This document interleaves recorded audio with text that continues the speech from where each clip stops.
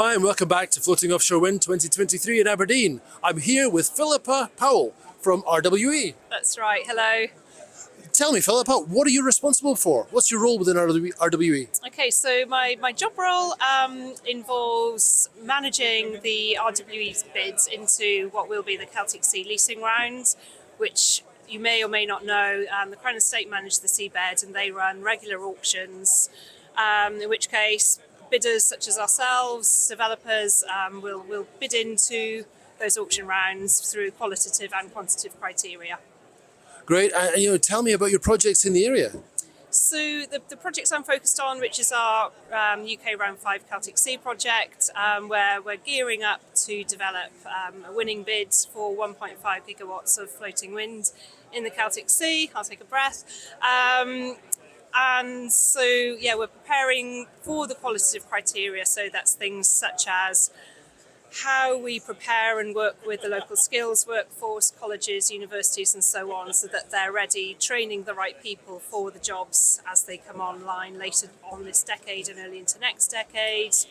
It's looking at the supply chain, so not just what foundations and what large installations that we'll be putting together to develop, but also the infrastructure to deploy those projects. So that's the port infrastructure, supply chain such as fabrication facilities and so on, as well as grids. So we're looking at all of those, finding the gaps that need to be resolved and trying to speak with the right people to close up those gaps so that we can deploy these successfully later on this decade.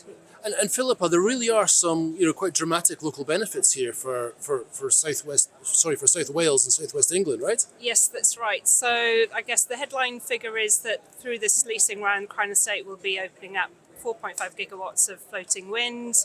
So what does that mean in real terms? That's just over 4 million homes to be powered by clean, green offshore wind. In addition to that, each project, there'll be 3 projects, each at 1.5 gigawatts. Each project will be worth investment of several £billion from the developer company.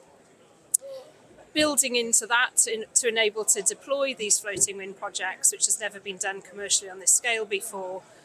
Developers are looking to work together and with the government to build the local infrastructure, such as ports, manufacturing and building up the supply chain. So yeah, all the benefits of inwards investments plus jobs and skills and value creation.